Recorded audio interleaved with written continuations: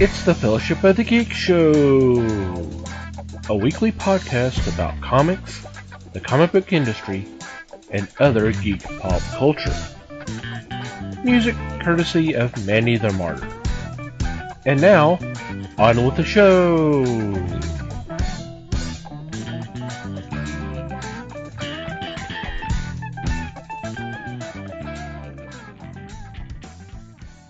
Hey there, everybody.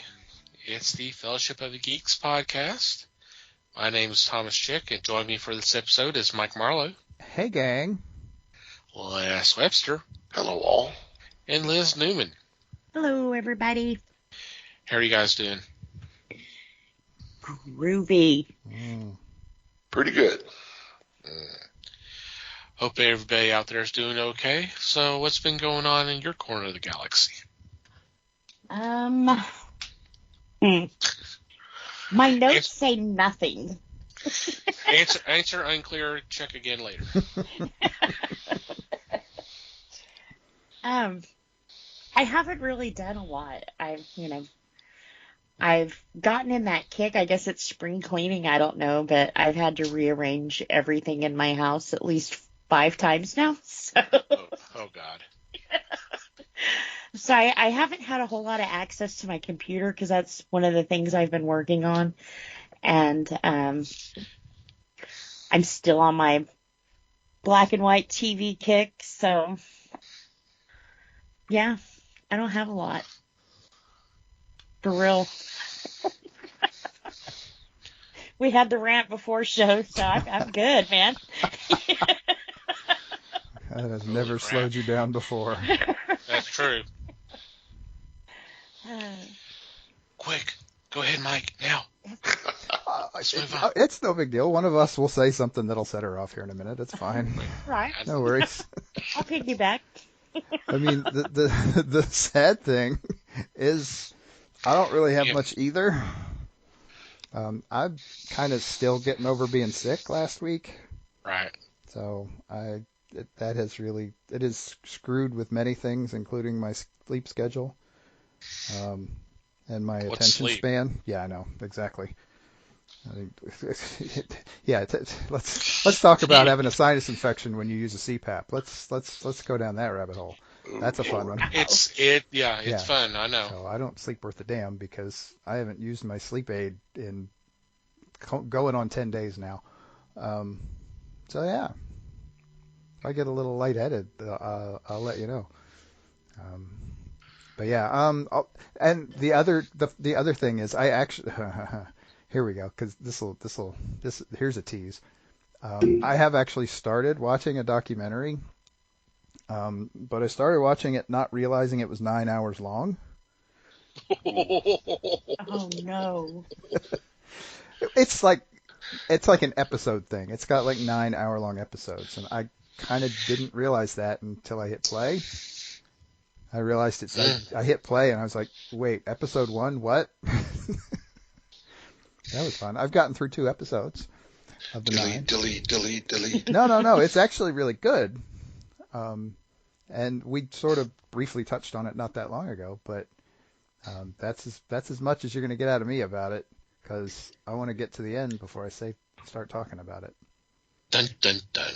And the other flip side of that is that I recently, like yesterday, realized we've got, not to throw too much spoiler out there, but we've got some movie episodes coming up soon, which means I need to start watching some damn movies.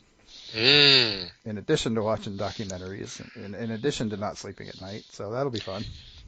Yeah, that reminds me, I need to start throwing up some links in the Discord for y'all. That would be great. I'll do what I can. Yep. Okay. So yeah, go ahead, chew on that, Liz. What do you got? I ain't got nothing to add to that. Okay. All right, Les, give me something. What, you think I'm going to provide something? Shit, no. Go ahead, poke the bear, Les, poke the bear. I have started watching some YouTube. And it's your fault, Liz. Well, then, thank you, Liz, because this has been so much fun. I didn't realize what I had been missing from... Easy to fall down a rabbit hole, huh? What did we say? Uh-huh. No, I'm agreeing with you. It is. You know, Les, you can find the episodes of the Monkees elsewhere. I wish it was that simple. No, what I've started watching is now I can't remember it. Craig Ferguson, his old talk show. And what they've got under YouTube is episodes where he would talk to Alice Eve. And they combine all of the episodes that he had Alice Eve as a guest. So I was really getting into this stuff because not being a late night watcher, this gave me a chance to catch up on some of these. And some of them are extremely funny. I miss this guy because he is amusing as can be. He does not go political, and that's probably why they took him off. But it's just funny to sit back and have somebody actually entertain you. In these segments are only about 5 minutes long, but that's okay because you get the 5 times that Alice Eve is on there. Okay, that's a fun segment, and you don't have to live through the political rants of hosts. Yeah, and that to me is the high point. I don't have to listen to Colbert or the others. I can actually get some humor out of this. So I've been watching that, and I've been watching some other programs that are entertaining. So that's been about my week. I'm glad to have you over there. That's kind of interesting. I wish they would do something similar to that with the Johnny Carson stuff. Like have about an hour of all the times, or a lot of the times that Robin Williams was on the show. Yeah. That would be awesome to watch. Or Don Rickles, or that kind of stuff. I mean, yeah. I know they should. There's a lot of the shows are on being streamed somewhere as they were originally aired. I understand that, but just something like that would be kind of cool too. Yeah. Or just or just the monologues, because I mean, God, I hate to say this, but a lot of the times the monologues was the best thing of the show. Yeah, that's true. Well, and some of the funniest ones were the ones that just didn't work. Right. and just the look on his face, and then him recovering was priceless. Watching him stand up there and die, and then bring it back just by being him. Yes. Those are some of the best ones. We won't go down that rabbit hole too much, because we may be talking about him in the distant future. Potentially. Maybe. Maybe. Who knows? So. Maybe yes, maybe no. So, I forgot one thing. Yep. Oh, crap. Told you. A recap of her recap. Go. It was Les's fault. You watch the Monkees on YouTube? No, it's better than Monkees. What? Oh, come on now. The Monkees. No. Yeah, not just monkeys. The Monkees. The Monkees. You Yeah. know. Well, both are fun, you know. Mm-hmm. Um, I don't know how. It probably is on the computer somewhere. So if you guys are interested in what I'm talking about, it's probably on the computer somewhere. But I have Sirius XM in my car, and I can also play it through my Alexa and that kind of thing in my house. But they have a new channel, which may be from Apple, but it's a podcast. It's a list of their podcasts and stuff, and it's called Let's Talk to Lucy. I didn't know that Lucy was one of America's first podcasters. I mean, hell yeah. But she had, it was 1964, and she had a bunch of different stars come in, and they just sat down and they talked, you know, like a podcast. So, pretty interesting. I don't know how long, or how many episodes was done. I know this just started, let me see, started November 18th. And they're going to play, you know, I think that it's once a week they release a new one. So if you're curious, like I said, I bet you anything Apple would have it on their podcast, or maybe even where you guys listen to us on our podcast. Probably. Yeah. But I thought it was pretty cool because Lucy's always been like a role model to me. She was my hero growing up. So to find out that she did a podcast too, it was like, wow, how freaking amazing is that, you know? So 50 And years what's it before called again? podcasts were invented. Or right. 40 anyway. It's called Let's Talk to Lucy. All right. So yeah, he said it's just pretty cool listening to her, you know.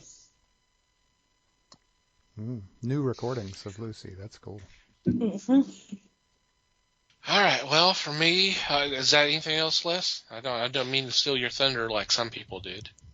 Oh, I thought he said he was done. I'm sorry, Les. I was trying to get the in between. I'm sorry. As I sit here and whimper, I'm going to say, go ahead, talk. I'm sorry. No, I'm good. I'm done. Okay.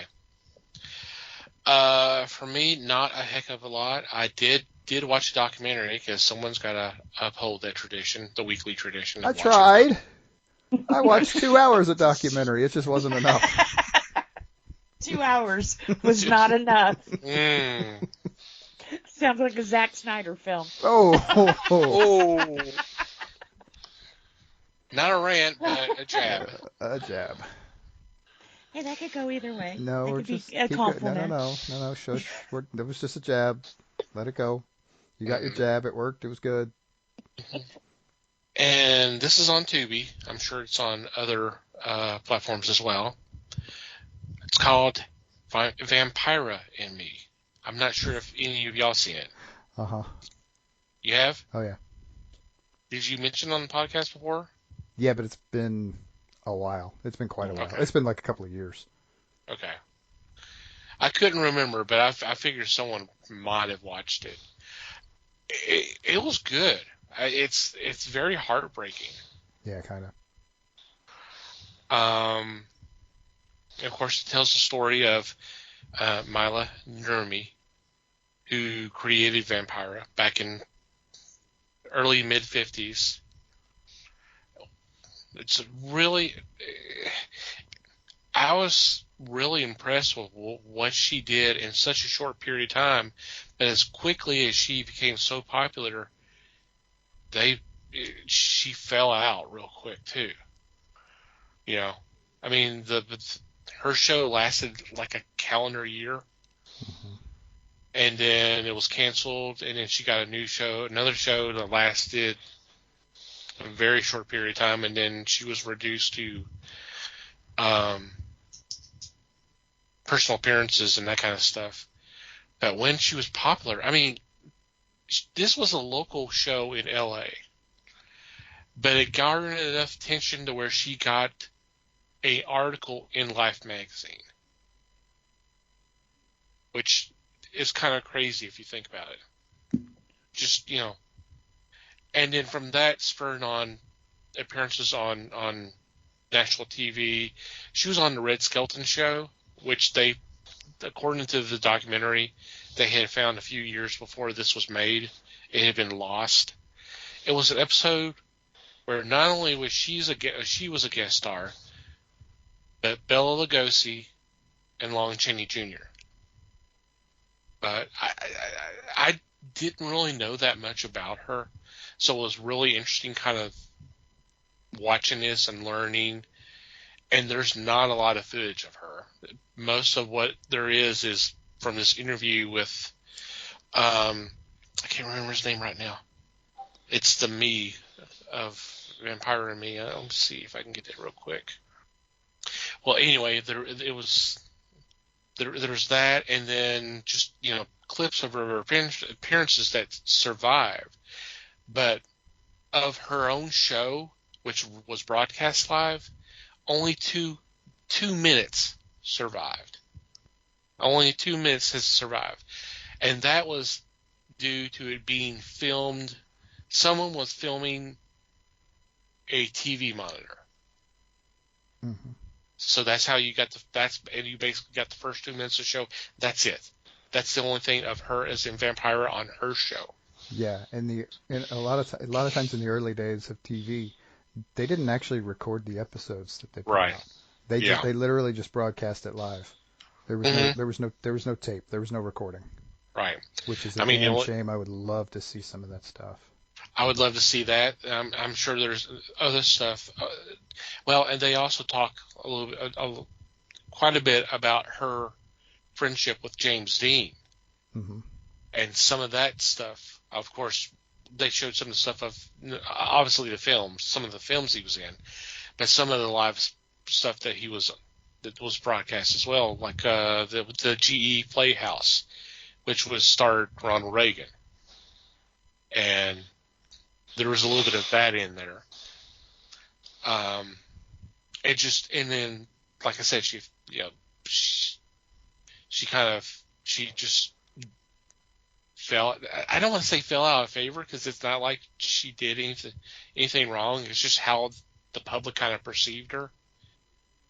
Because there was the whole thing with her being what we now know as goth, and and all that.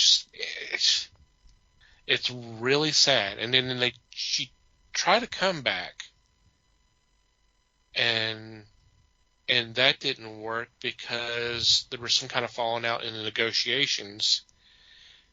So they were gonna bring back the show, and like the 80s, and I'm trying to remember exactly what it was. I think there was something that she was opposed to. So essentially what they did was they changed the name from Vampira to Elvira.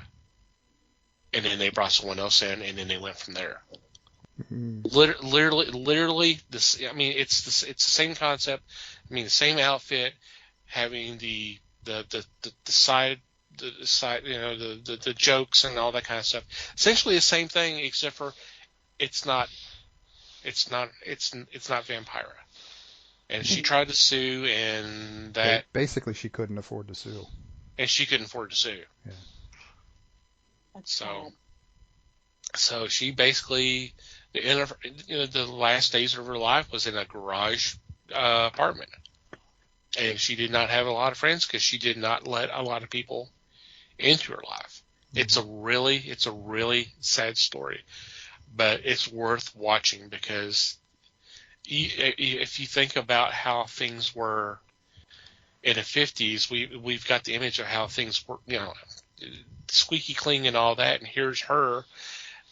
I mean, they did a lot of, you got her, then you've got the other big person at the time, Betty Page, who they said literally looks like the girl next door, but she's in this fetish nightmare or whatever you want to call it, with the outfits and the whips and bondage and all that kind of stuff.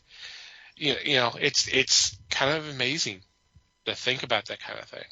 It's really good. It's about an hour and 40 minutes, and it's really worth watching.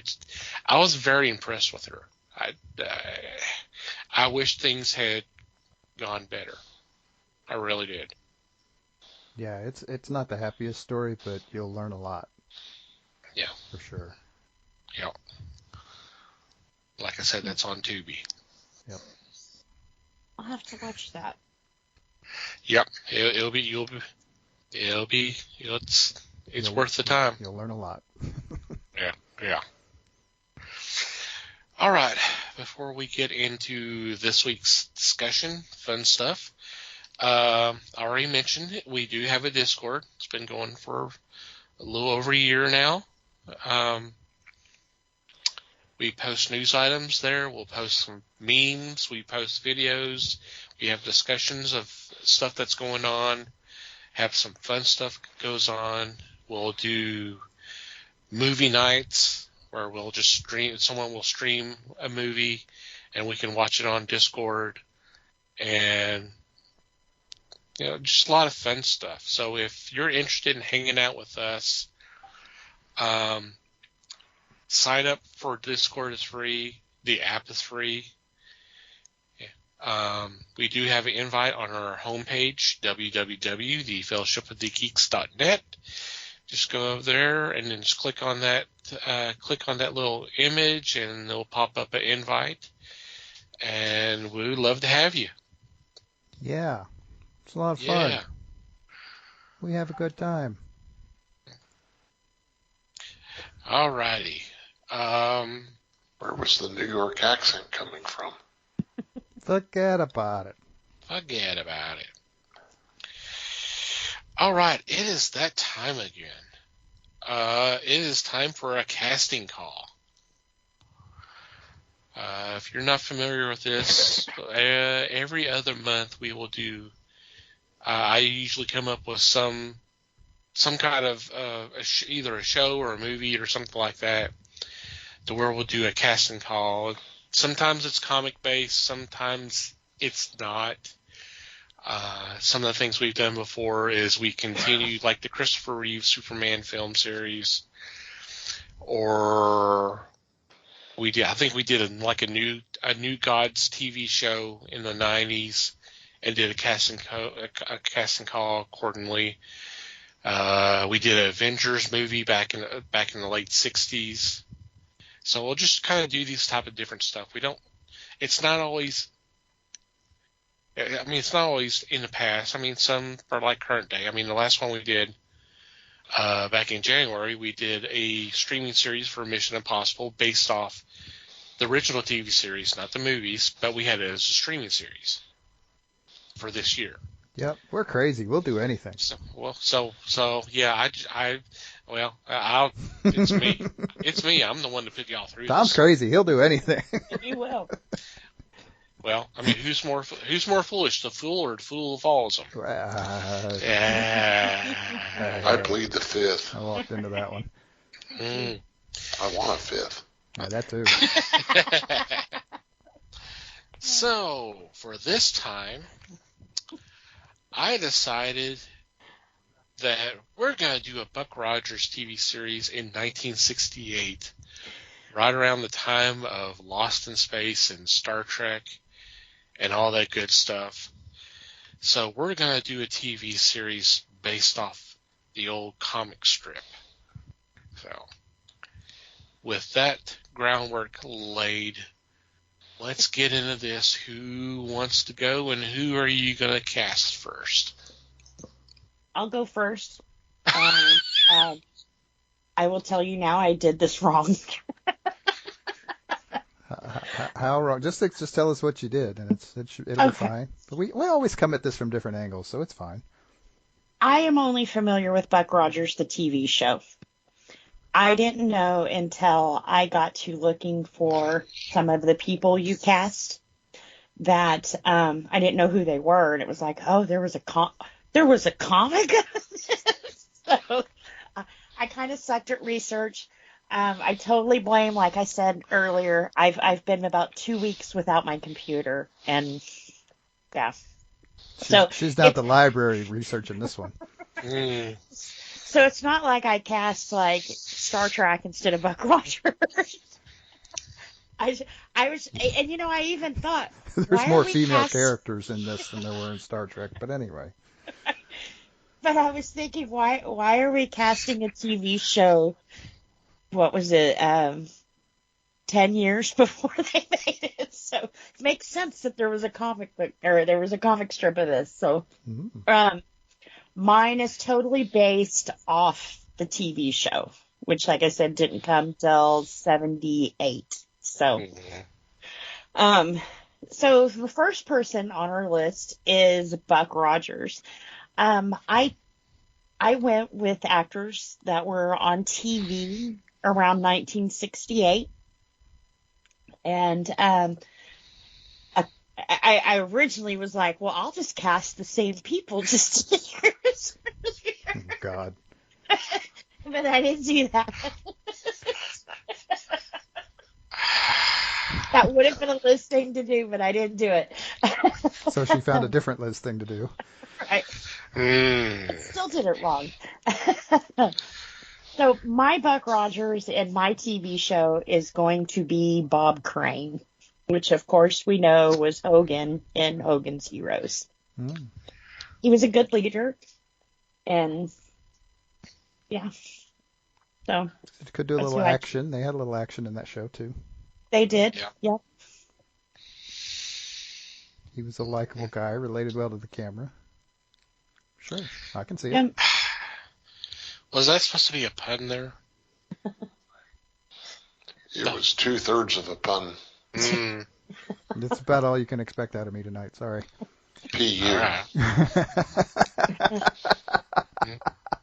That too, but anyway, good thing we do this over Skype. But yeah. Okay. I'm down with that. Yeah, I mean, that works, yeah. Okay, who's next? I'll go next. Okay. I actually had a few ideas for this. Also based on people who were already on TV in the late 60s.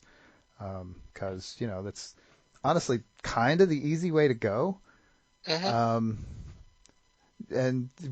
because where you're going to distinguish with this show, like you said, is you've got a lot of older material to pull from. I mean, not only do you have the comic strip, you've got the serials, you've got novels, you've got all kinds of crazy stuff.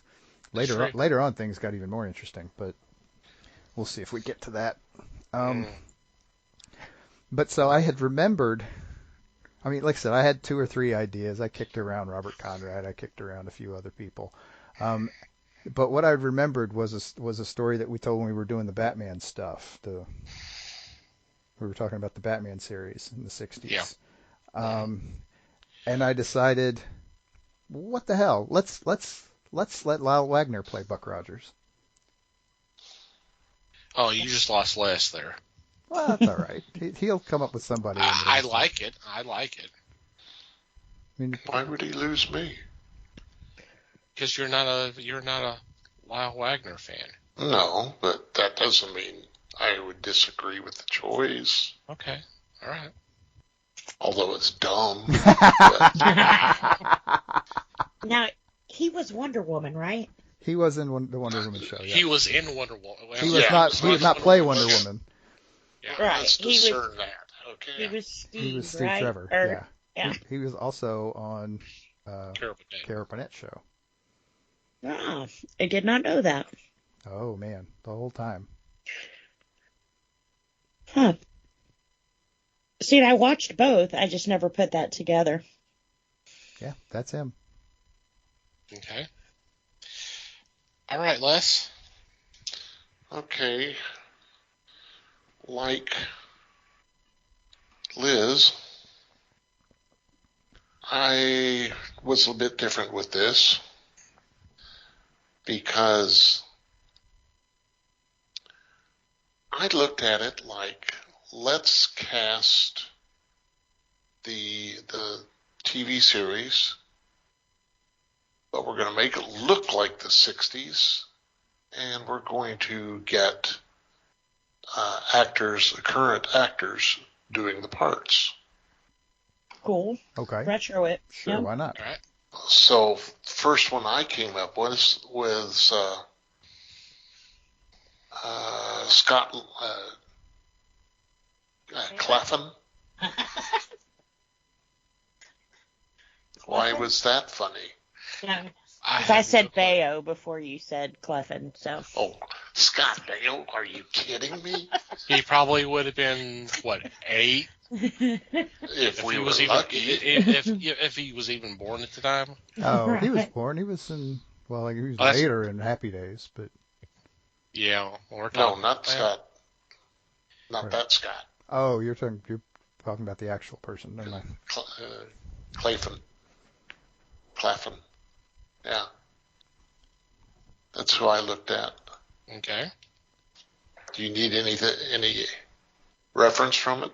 What did he play? Let's see. Claflin. Scott Claflin was in Last Night in Soho. Anybody see that? He played Mycroft Holmes in Enola Holmes. He was in Charlie's Angels. Might Let have me to be a know little more specific on that one. Let me know if anyone versions of hits that. you here. He was in 3 of the Hunger Game movies. He was in The Huntsman of Winter's War. He was in Snow White and the Huntsman. None of these mean a damn thing to you, do they? I know Snow White. I saw the Snow White and the Huntsman. I saw the first Hunger Games movie. Maybe I'm not looking at the right guy. They said he was in Everwood. Who? Everwood? No? No. Okay. Oh, God. He didn't start acting till 2010. Okay. So Everwood was long before that. Okay. Maybe I'm just, So that's who I picked. Okay. Cool. For my choice, I really didn't limit myself to TV actors. I probably should have. But I picked someone who I felt could do the hero role, and we found out several years later he could say some funny lines. And he's not a stranger to doing sci-fi classics. I went with Leslie Nielsen. Cool. Okay. That could be fun. Mm-hmm. Because this is a good 10 years after Forbidden Planet, right? Yep. Something like that. And it's another 10 years before we see Airplane. Mm-hmm. I like it. Yep. As do I. Alrighty. Who's next, Liz? All right. The next one we have is Wilma Dearing.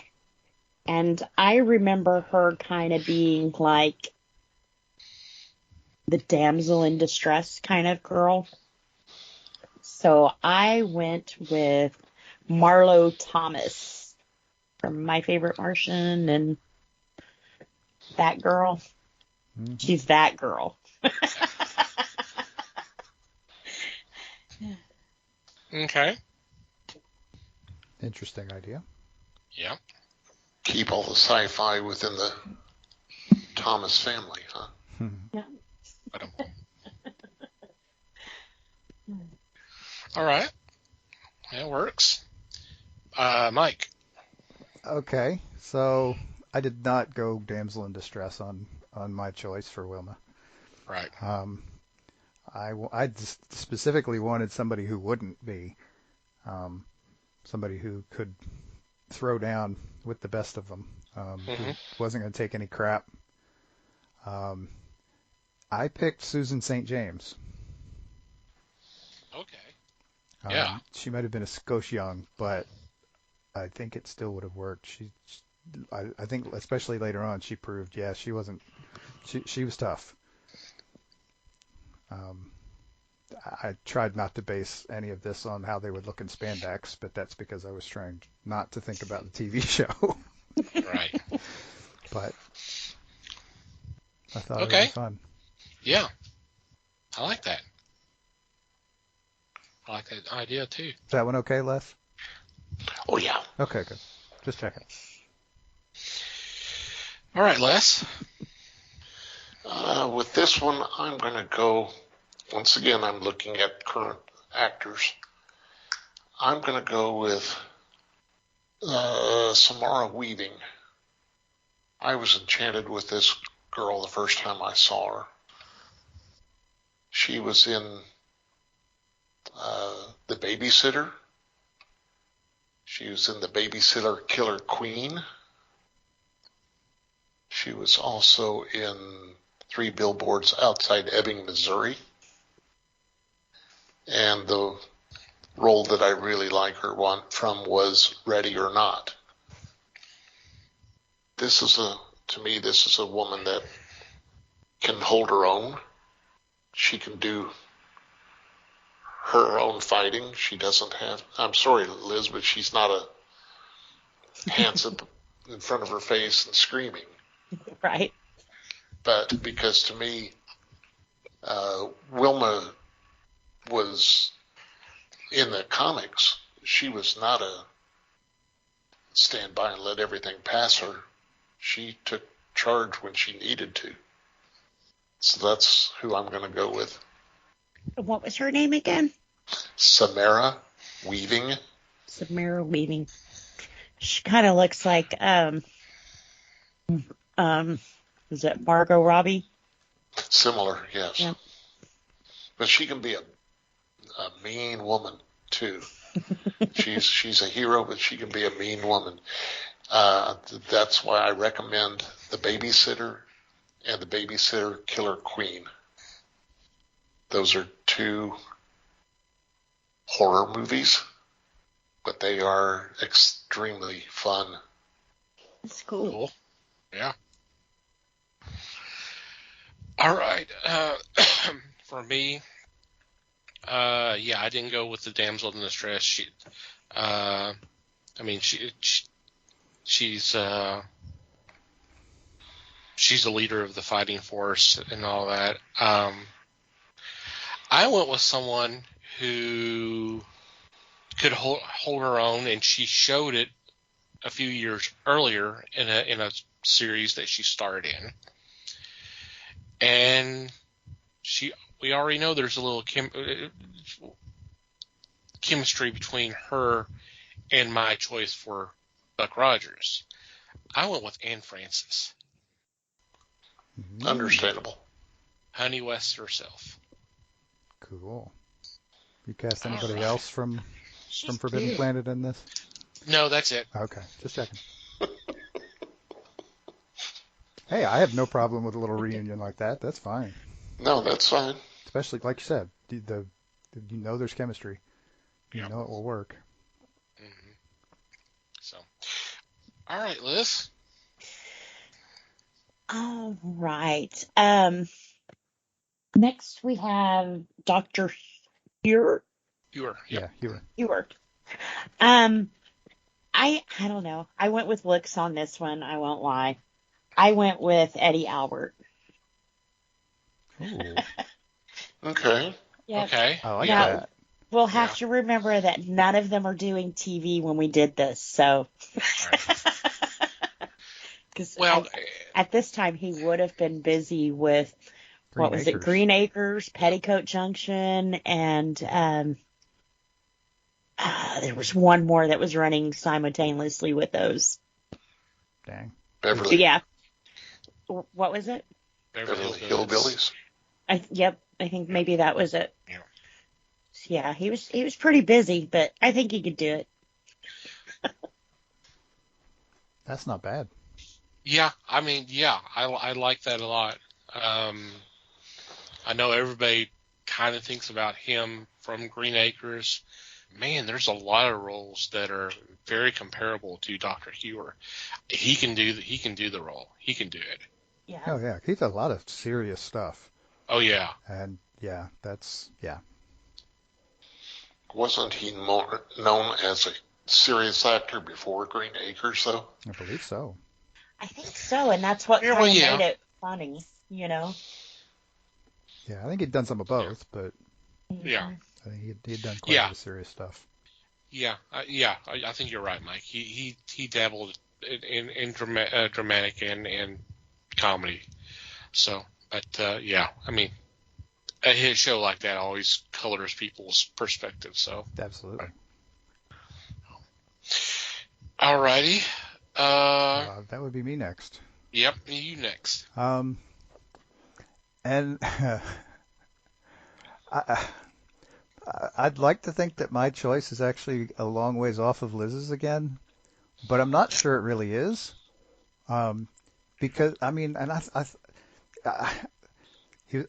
this guy was actually like the first. I want to say he was the first one I picked out on this out of this bunch. Because, well, one, I just wanted to get him into this because I thought it would be fun, and two, it was just for some reason he was in my head because we've talked about him not that long ago. I picked Lee J. Cobb. Ooh, yeah. Very good choice. He's another guy who did both. Yes. And did well at both. Yes. And he could swing back and forth in a role like this if he needed to. And I think it would be fun. Oh, I definitely can see it. But, I missed the name. What did you say his name was? Lee J. Cobb. Lee J. Cobb. Okay. 12 Angry Men. Yes. Mm-hmm. There's your dramatic right there. And also the Flint movies. Yeah. Which was more comedic. Comedic, yeah. But I was scared there for a second. You were talking about your pick being closer to Liz. I was like, not Pat Buttram, please. No, not that close. Not that close. That would be a totally different show. Douglas. Hello, Buck. Oh, never mind. Anyway, all right. Yeah, I like that. I like that a lot. I hadn't thought about it. Didn't he star in a Western show? The Virginian. The Virginian. There you go. Mm-hmm. Yeah. Which is that's not one of them I've really watched, but I seem to remember him being in it. But I think it was fairly popular. yeah. It was. Yeah. It's one my grandmother watched that I watched with her. There you go. I like that pick a lot. You might hear another familiar name from me later then. Dum, dum, dum. As long as it's not Gabor, then we're all right. No, totally not. Totally not. I almost had her on my list. Okay. I'm sorry, that'd be the lowest viewing audience ever. She was my favorite. That would make 10 minutes into the pilot, and I'd be gone. Right. Okay, Les, your pick. Well, following Liz's idea that none of the choices I make were doing anything at the time on television, I picked Bradley Cooper. Ah. Oh, that could be fun, yeah. Yeah. And the main reason is I loved him in Silver Linings. Yeah. That just made my day. That was, to me, one of the Silver Linings Playbook. To me, that was one of the best dramas. And he pulled it off. Of course, now he's known as Rocket Raccoon. So. Yeah. Well, I think it was hard for him to kind of bust out of that hangover type guy that he had going for himself. Thank God. So, yeah, I'm glad he was able to do.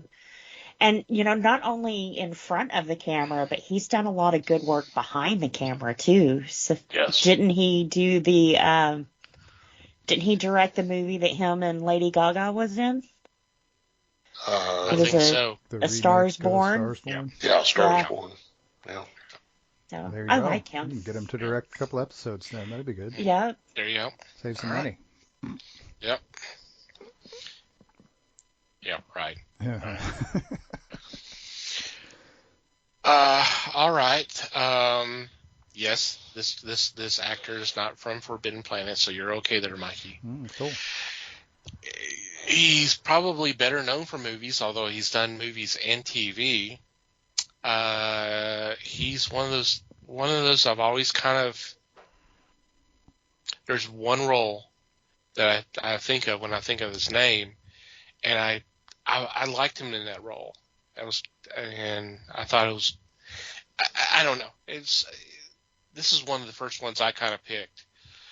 I went with Jeff Morrow. He was Exeter in This Island Earth. The alien who... Oh, he was Yeah. the alien. Okay. He was the alien, yeah. Yeah. Cool. Okay. Did you say Jeff Morrow? Morrow, yeah. Morrow. Okay. So he's already got the science acting down. So As long as we can get him out of the costume, it'd be good. yeah. Well, as long as it doesn't have the forehead, that's Right. Yeah. Right. So Cool. Nice. alrighty, Liz, who's next? All right. I will have to admit, I know nothing about this guy. I guess he was more in comics than the TV show. And it is Black Barney. So I kind of went by how Wikipedia described him and images. The first guy that popped in my head was Max Baer. So that's my Black Barney. Oh shit. Him and Eddie Albert, they've worked together. They could do it. Max Baer Jr.?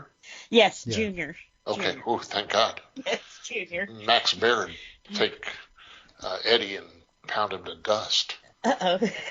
He was a professional boxer. Yeah, Max Ah. Baer's dad was a very I didn't famous know pro that. boxer. So I guess they both had the same physique then. Kinda, yeah. Yeah. Big guys. See, now I'm questioning, did his dad ever act? There was an Andy Griffith episode I was watching not too long ago, and that may be why his name stuck in my head. But he was like a rock and roll guitar player, and Andy kind of helped him get noticed. And it was like, that looks like Jethro, but I don't know if that's Jethro. So I guess Andy Griffith would have been before Hillbillies, though, wouldn't it have? Yes. Yeah, so maybe it was Jethro that was in that. Could have been.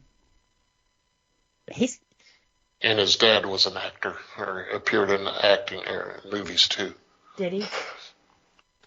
Essentially the prize fighter and the lady. Ah, so he was an actor as a As boxer. a fallback. Yeah. Yeah, like after he retired from fighting. Okay. Well, this is going to be easy, and it will also help make Liz feel better about her choice, because I actually picked Max Baer Jr. also for Black Barney. Ah! Okay. Yay! And if it helps, the impression I got, because I was not familiar, I had not read the comic strip. I knew it existed, and I knew there were other media involved before. The impression I got was to make a comparison to the TV show. What was the bird guy's name? I can't remember what the bird guy's name was in the TV show, but he was as close to Black Barney as you're going to get as far as the character itself. So if that helps at all, I think he's what that character was based on. Probably. So, yeah. I mean, or at least even if it's just vaguely, but yeah, vaguely. From what I was able to gather, he was like originally like a space pirate who basically became an ally. So, right. And the thing I remember was when the bird guy was introduced. I feel bad calling him the bird guy now, but I have no idea what his name was. Birdman. It was like the beginning of the second season, or it was either the end of the first or the beginning of the second season, and it was a 2-part episode, and it was he and Buck were for some reason in this battle, and they both crashed on this planet, and they kind of met up, and the whole enemy mine thing happened basically, and so then they became buddies, and the bird guy came with them back to Earth and all that. So yeah. So they kind of started out as fighting each other and became allies over time. Okay, for the record, the character's name?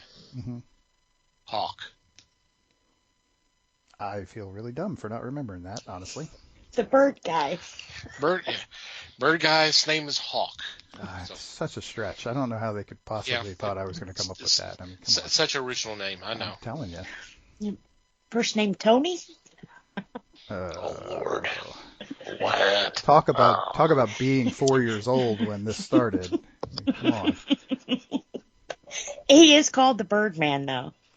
Just say it. I wonder why. Because he can fly on a skateboard. Mm-hmm. And his name, never mind. Maybe. That's a stretch, though. Les bail us out. Or not. He's like, nope. I'm not touching this with a 10-foot pole.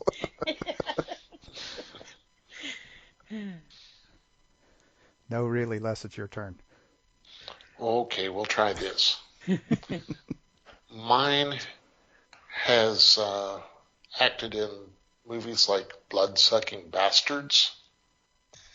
He was in Equalizer 2. He was in The Kingsman: The Golden Circle. He played Max Lord in Wonder Woman 1984. Ooh. I'm speaking of Pedro Pascal. Yeah. Oh. Or the Mandalorian? I knew that He that was would trying come up. not to touch that. He was trying not to. You mean the Grogu show? So Yeah. Mm. He's dead. Show. Actually, Everybody I loves found Grogu. out something really interesting. Oh, God. His body double on there is John Wayne's grandson. Grogu's body double is John Wayne's grandson? No, Wow. How is Man. Pedro Pascal's body double is John Wayne's grandson. And he's not allowed, he's under contract, an NDA, to not tell us how often we see him in that outfit. He's never voiced it, but I bet you money, with as busy as Pedro's been with Wonder Woman and all the other stuff that he's done during the Mandalorian time, I bet he does the voice and lets this guy do all the acting. I would say you're right. Yeah, especially with the NDA in place and everything. And it'd be easy because he's got a helmet on all the time. So, but I thought that was kind of cool. It was like, a space western, and you got John Wayne's grandson on there.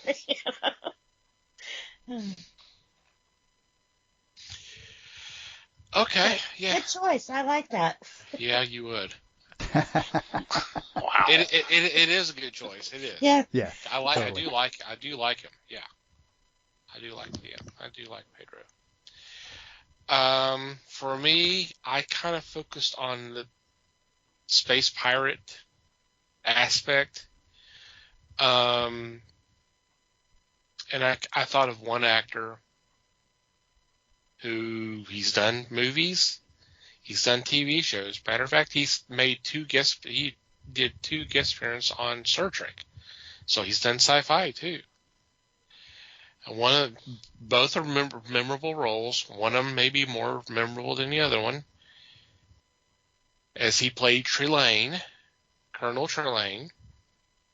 I'm talking about William Campbell. Interesting. That could be fun. Yep. William Campbell? Yeah. Mm-hmm. Okay. Yeah, I agree to that. Yep. Nice one. I think he would be fun. I think he did the role real well, and have some fun with it.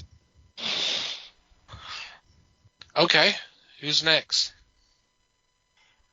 One thing, when I look up William Campbell, they have pictures of him next to Paul McCartney. Is he that similar when they were younger, or? I've not seen pictures with him and with Paul McCartney. Huh. Yeah, it's like over half these pictures are Paul McCartney. Well, he's in the one that's not Paul McCartney. yes. He's not Paul McCartney. Yeah, no, he's definitely not. Yeah, I see what you're talking about. Yeah. That's. I think it's probably a different William Campbell. Huh. Okay. I'm not sure, but maybe. It's not a super uncommon name. I mean, seriously. Right. And not to be confused with Billy Campbell. Right. Totally other different guy. Maybe that's where those pictures are coming from then. I don't know. Because it pulls it up with his. I was looking at the movies he was in. Google Trelane, Trelane, and that will give you William Campbell. Okay, I found him. So cool. All right. All right. Our next guy, which again I didn't know much about. I guess he was a comic villain, and his name is Killer Kane. He was in the TV series. He was in the TV series. Oh, okay. It's been a while, I used to watch Buck Rogers the same time, like Bionic Man and $1 Million Woman. That was like the block of TV that Buck Rogers came on. So, a lot to digest in that time. Mm-hmm. Killer Kane was a gangster. So, I mean, come on. You know where my mind went. 1968 gangster. Al Pacino. I mean, that's pretty gangster. He be gangsta. Right. I almost went with Marlon Brando, but it was like, no, he may have been too old at that time. He ain't in your budget anyway. Right. He would have laughed at Buck Rogers. Mm-hmm. And you don't want him mixed up with Marlo Thomas. There's too many things that could. That would just be awkward. Yeah. True. Somebody calls out, "Hey, Marl!" Both of them turn. Mm-hmm. You talking to me? That was De Niro, but okay. Right. Hey, what the hell? Let's have De Niro play Killer Kane. It'll be fun. Potato, Mm. I mean. Okay. You're next, Mikey. Oh, okay. Good luck. Yeah, this was another one that I kind of settled on almost randomly. I mean, I read up on Killer Kane and I saw where he kind of fell into the universe, and I was like, okay, let's see how interesting we can make this. I handed this one to Doug McClure. Ooh, okay. So this is where we get our another Virginian reference. There you go. I thought it would be interesting. I mean, gangster, western, whatever, it's all the same, right? Yeah. Give him a gun, let him start shooting at things. It's all good. Right. One was a gang in the city, the other one in the desert. Mm-hmm. Sure. It's all the same. Was your selling point Valley of Guanji? No. Oh. No. Yeah, that's cool. I like that. Yep. I do too. Okay, Les. Well, I'm going to blow this up. I'm going to go with Tom Hardy. Oh. Ah, Who? yeah, Tom Hardy played Bane. Okay, yeah. yeah. Oh, I'm familiar with Tom Hardy. Yeah, He played Bane, so he could play Kane. No problem. yeah. Yep. Ba-dum-bumps. Killer Bane, Killer Wayne. Mm-hmm. Let's go. Biller Kane. Yep. It's hard. Wasn't he also Venom? Yes, Yes. Yep. Yes. it is hard to go wrong with Tom Hardy. Yeah, He's just good. Yep. He's just good. he is. Okay. So For me, that was blowing up. Mm-hmm. Thank you. We'll be here. anyway, for my choice, I cheated. Oh, Oh boy, I casted Michael and Sarah, I wondered if he was going to show up in this. who played him in the TV show Mm-hmm. in the 70s, 80s. so you did what I was joking about. Pretty much. Well, his wife was working, so he needed a job, right? I mean, they did a good job to, the second time. So And he was working in Hollywood in the late '60s In the 60s, anyway. He was yes, he right. did a yeah, he did a guest spot on Star Trek just like everybody else, Mm-hmm. and a lot of other stuff. He got Oh, yeah. he westerns galore. Oh, yeah. He was Oh, yeah. cast as an Indian Yeah, a lot. millions of times. Yeah. yeah. He's just so good that he gets the role again. Mm-hmm. And the voice of the voice of Mr. Freeze too. There you go. All right. Liz. Next one. Last one. I'm Liz. sorry. Ground control Okay. to Major Tom. See, I was still stuck on Tom Hardy. I didn't. Okay. Okay. Wipe the drool off your chin and get on with it. Close this tab. I mean, he's no Jensen, but still. Right? Yeah. Although that would be a good pairing in a movie. I may have to do that. There you go. Our last person to cast, I may pronounce this wrong, Princess Ardala. You did not pronounce it wrong. Now talk about blowing budget, and here it goes. I went with the person who was known for playing a queen. She was a queen on screen and off screen. You can't cast yourself, Liz. It's just no. Yeah. Close. Elizabeth Taylor. Oh wow, you are So blowing the budget. Yeah, I you are casted blowing. Liz. I don't think that's the Liz you're named after. No. But anyway. Right. But I dated a guy with the last name of Taylor, and when he joked around that I'd be Liz Taylor, it was like, ghost. Poof. Wow. Damn, that's harsh. We ain't talking about marriage. Yeah. Yeah, I think she could do it. Again, hard to go wrong. Yeah. Yeah. Cool. Alrighty, Mikey. Okay, so I'm still working on a budget here, Yeah. I am too. So don't worry unlike about it. some of you people. But I went with somebody who I thought would be interesting for the role. She was actually, I think, already starring in what would be her claim to fame at the time. I went with Peggy Lipton. Ooh, okay. Oh, From the Mod Squad. Yeah. I think it would be fun to see if she can be the villain and show up the guys. I like that. Yeah. I do too.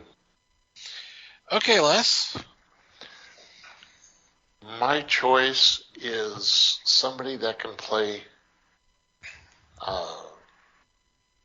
villain or can be hero. This is a a woman that could either play Wilma Dearing or play Princess Ardala. And I was looking at Ana de Armas. Ana de Armas was in Knives Out. She played the caretaker. She was in The Night Clerk, which is a good movie. I recommend that. And she was in Knock Knock, which I highly recommend if you're a Keanu Reeves fan. Mm-hmm. She has a great role in that. Yeah, I think I remember you mentioning that movie. And yeah, she would be really cool in this role. Yep. Yep, she would.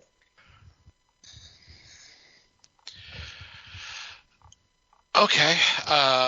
For me, I went with an actress who was doing guest appearances at this time on TV shows. Wasn't known for doing villainous roles, but later in her career, she would be known as to be a bitch. She even starred in the movie The Bitch. I went with Joan Collins. Ooh, Ooh. I like that one too. Mm. Yep. You just couldn't put my pick and your pick on the same set together. Oh, Lordy. No. That would be. That's okay, though. We can't afford your pick anyway, so it's fine. That's right. That would be constant sniping. Yep. That is the only the only time I've ever heard Lucille Ball cuss was when she was calling Joan Collins a bitch. Nice. Yeah. I bet she did cuss more than that, though. Yeah, I bet she But did. she was smart enough not to be recorded doing it. Right. Right. Well, and she probably said it because, like you said, she played in the movie and, you know. Mm-hmm. I think Joan Collins kind of prides herself on being called a bitch, you know, because there's just certain people who demand that excellence, and she's one of them, you know, total diva, which is not a bad thing. No, I Not mean, necessarily, right. no, she made a name for herself for sure. Yeah, apparently that name was bitch, but anyway. Right. Ba-dum-bum. That's But okay, do you too. cross somebody or screw someone over who's known as a bitch? I wouldn't. Not If unless I you're a did, character I'd- on Dynasty, but anyway. Right? Sleep Right. with one eye open. Gripping your pillow tight. Yep. That was Nice. playing in my head. Nice. Well, it is now in mine, too. Anyway, I can think there are worse songs, for sure, to be playing in my head. All righty. Nice choices all around again. Yeah, Mm-hmm. That's fun. I like Yeah. that. Of course, I picked a time where the two shows I mentioned before, Lost in Space and Star Trek, were being canceled. So, oh well. So, yeah, we could have picked some of those folks up. But for the most part, we chose not to, which I find interesting. Yeah. But you don't want to stereotype them. Right. True. All righty. Any final thoughts before we take a quick break? Mm, Did you want to talk about the Tiger Men of Mars or anything? Oh, if you want to, yeah. Oh, hell no. Okay. Tiger Men of Mars. Well, you want to talk about Twiggy? Beady, beady, beady, beady. Hell no. That wasn't even real. No, they Beady, made that beady, up. beady, beady. What's up, Buck? Right, and I mean, the absolute balls on them to get Mel Blanc to do the voice. I mean, damn. Clearly they took it seriously, even though they were just ripping off R2-D2. Mm-hmm. Well, who wasn't? That's Right. the deal. That's I mean, the Battlestar deal. Battlestar Galactica had Muffy. The Black Hole had Vincent Bob. We can keep on going. Mm-hmm. There's even one in the Blob, wasn't there? I think so. No, there wasn't one in the Blob, but I couldn't. After you mentioned the Black Hole, I couldn't not mention it. I know. So I know. I think it's in the contract somewhere. It is. Oh, and I did watch Beware the Blob yesterday. I'm sorry. Yes, I am too.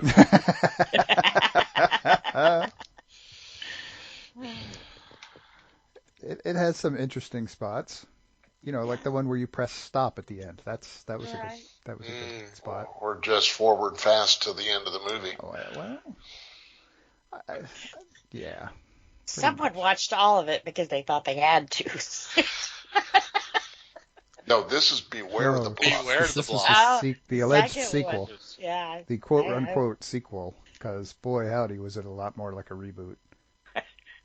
I won't do that. Hey, Dick Van Patten's character was awesome.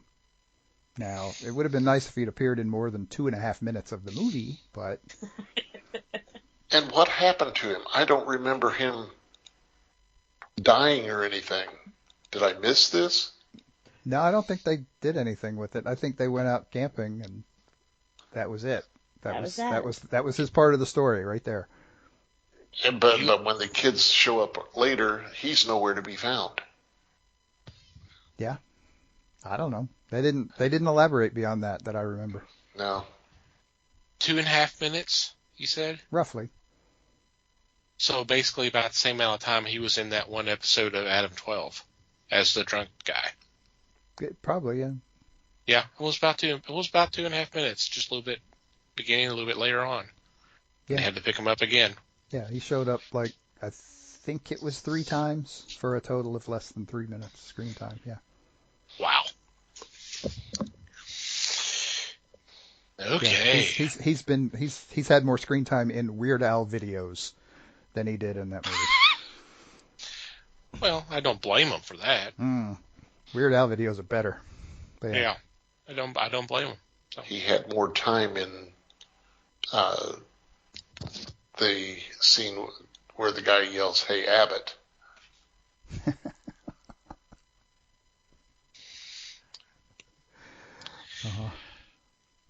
Alrighty. I guess on that note, we're going to take a quick break because I don't know where else. Whatever that note was, right? Yeah. That's cool. C- or something.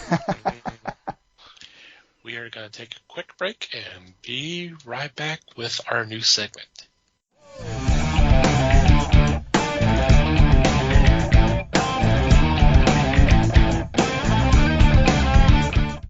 And we're back, and it's time for our new segment, Geek News. We just started this last week. We'll present a couple of news items and for us to kind of discuss. So this has been, well, it was fun last week. Well, hopefully we'll have some more fun with this. This week it will be myself and Liz that's presenting the news items. Liz, why don't you go ahead and go do yours? All right. I was about to say my first pick, but I guess that's not right. My news article that I picked actually I think was announced today. Kevin Smith is launching a new comic line called Secret Stash under the Dark Horse umbrella. From what I understand, this will be a whole comic line, not just I think he did a comic called Secret Stash, but this will cover a lot of his work that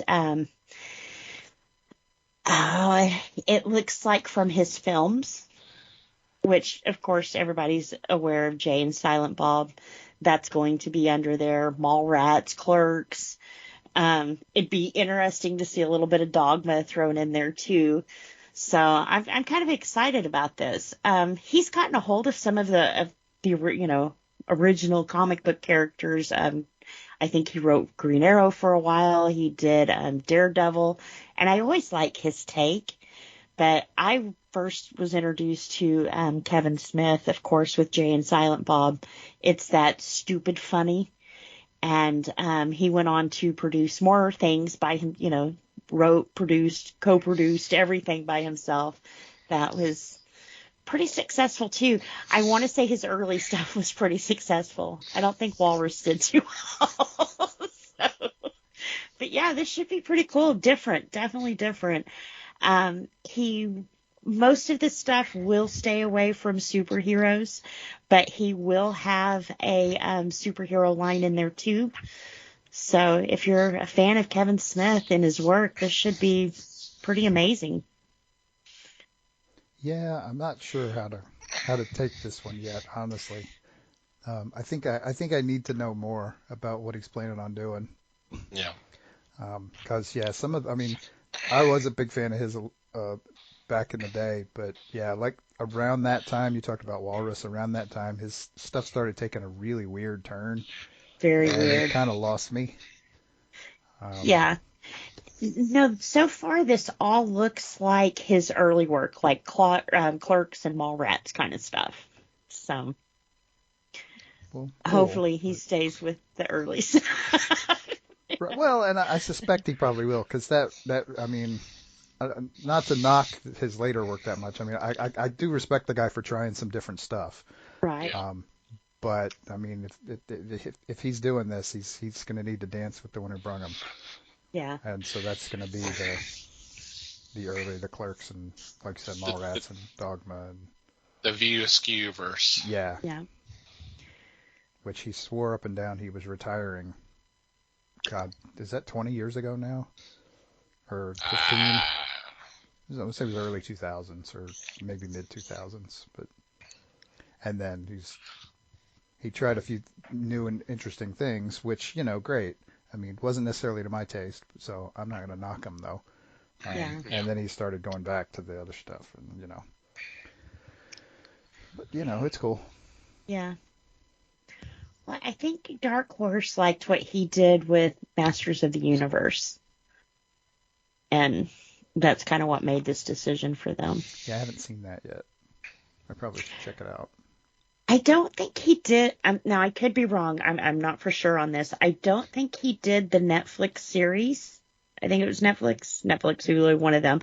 I think he did the comic book for it. Okay. So, but yeah, I haven't watched the animated series yet. I heard not to. See, I don't have the bias of being a huge fan of the original because I didn't care about the original when it came out. So I loved the original. And my big thing was He-Man. I grew up around a bunch of guys, and, you had to play He-Man and Star Wars and that kind of thing if you wanted a tea party later. So, I loved He-Man. I like the idea. Mm-hmm.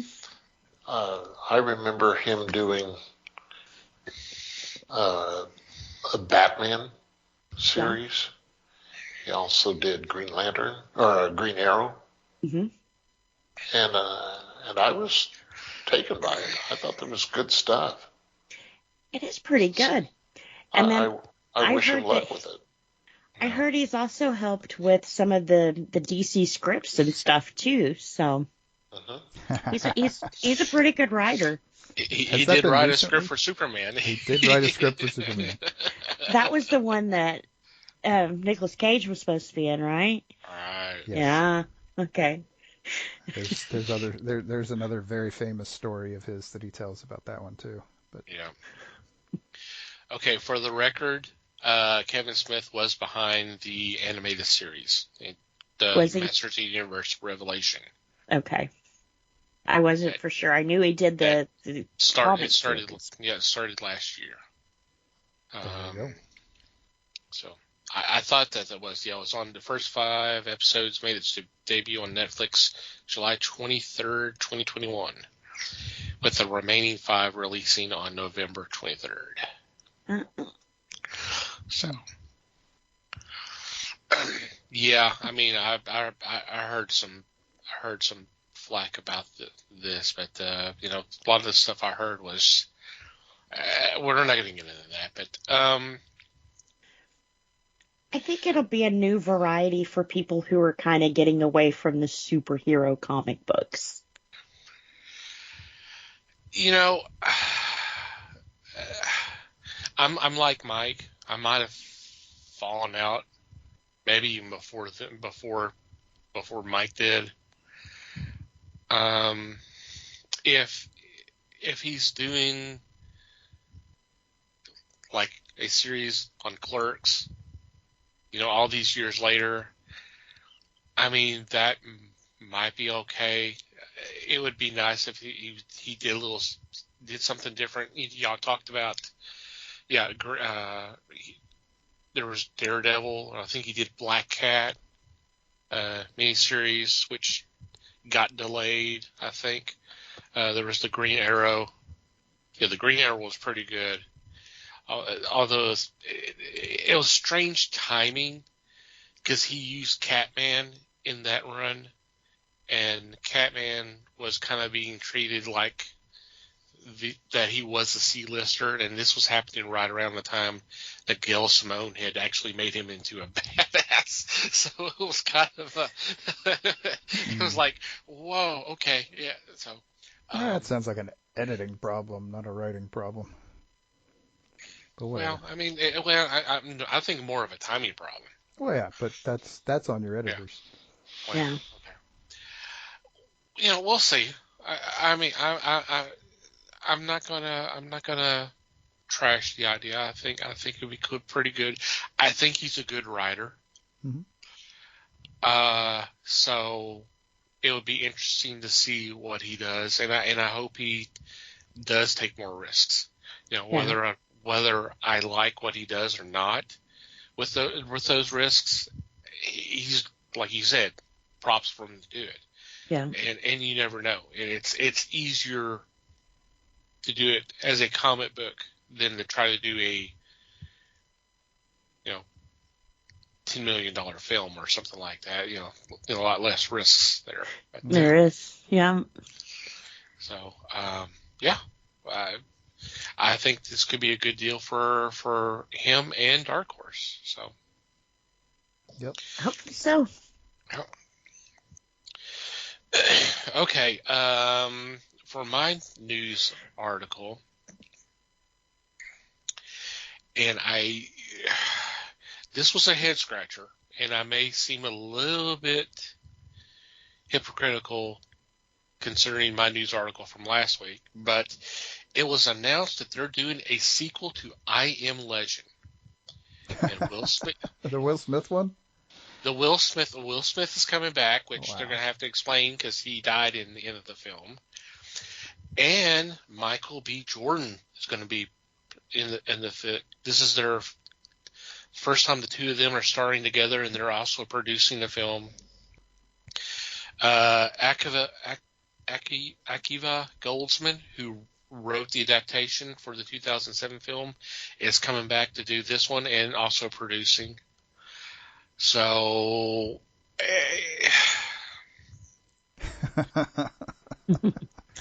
I was not a fan of this film. I really wasn't. So I'm not sure if I really want to see a sequel to it, but according to the article, the film made $585.4 million worldwide.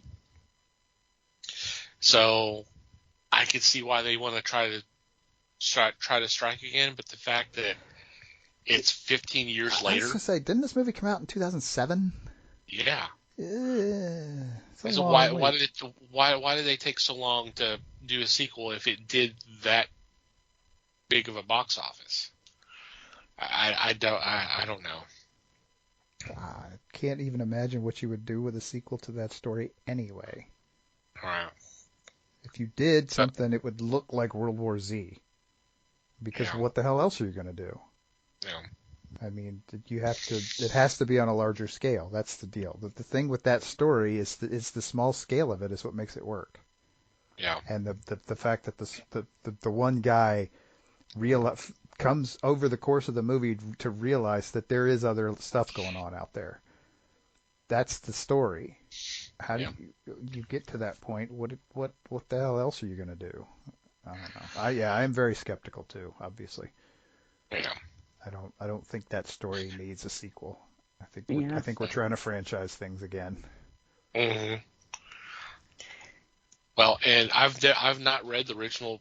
I've not read the original the book, but I mean, in all the films, he dies. He dies at the end of the film. So it's like that's a pretty freaking significant hurdle to overcome. It's a giveaway.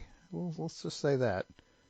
It's just like, okay, how are you going to explain what we saw 15 years ago and go, he was dreaming it, or he was actually in the shower, and that kind of, Well, maybe he comes back like Superman's dad did to help him out. What was that, like a hologram or something,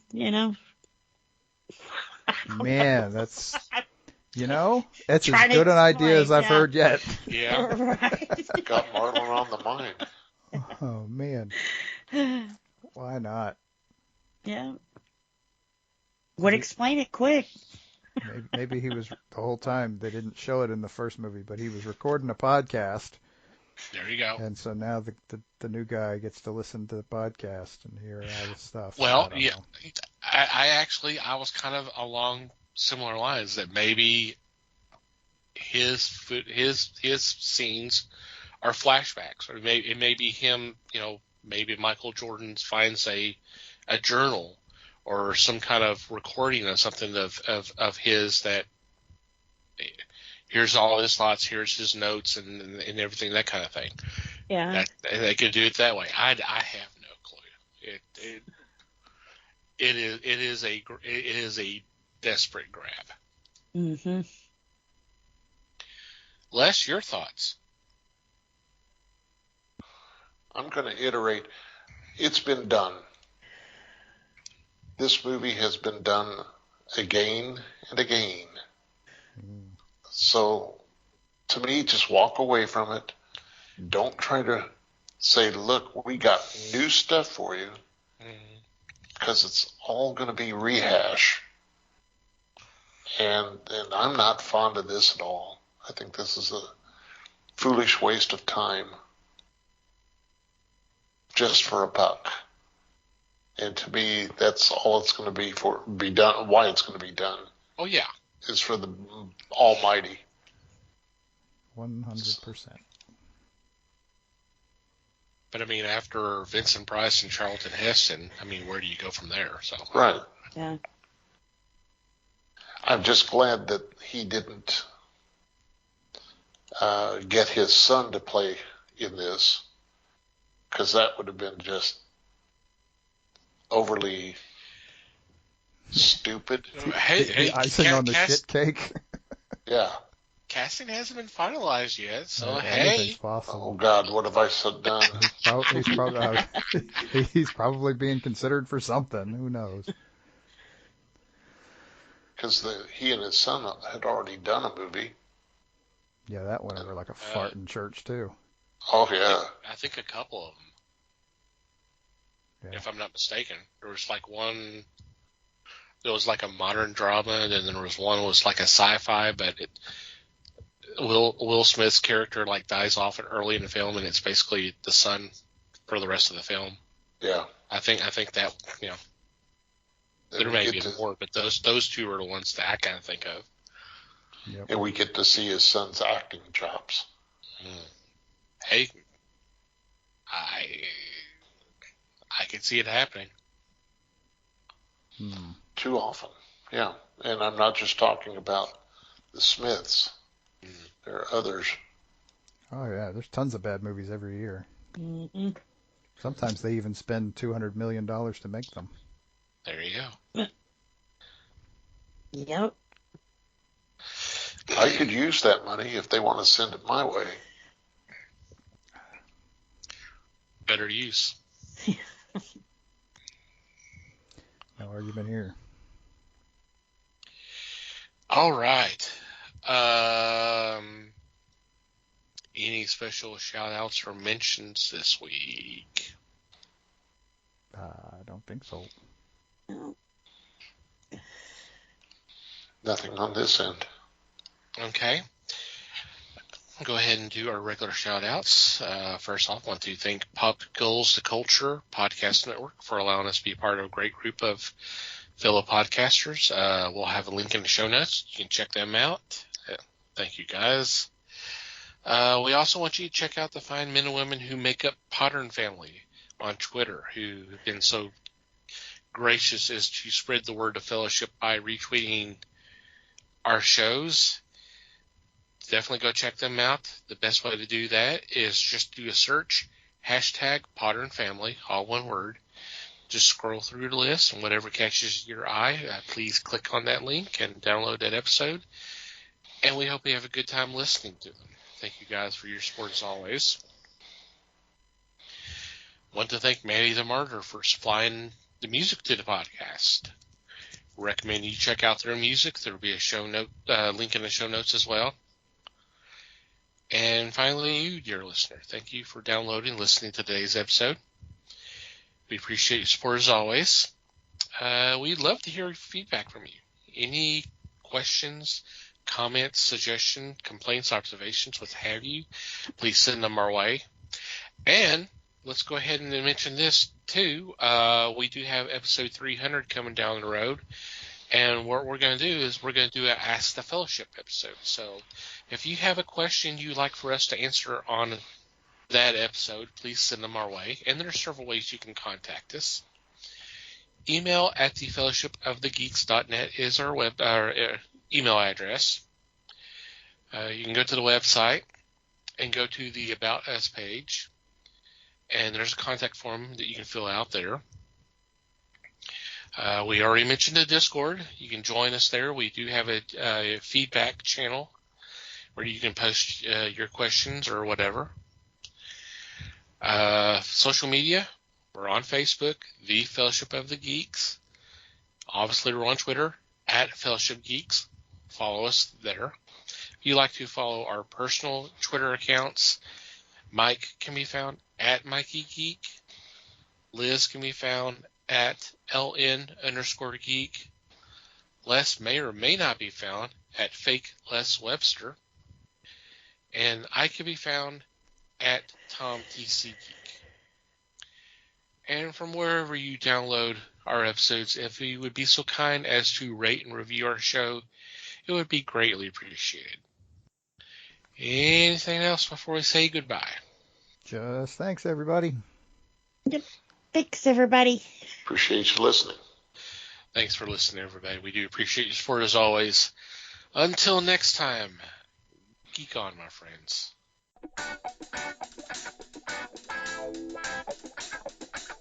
We thank you for listening to the show. Comments, suggestions, and questions can be sent to email@thefellowshipofthegeeks.net. You can follow us on Facebook @The Fellowship of the Geeks and on Twitter @FellowshipGeeks. Until next time,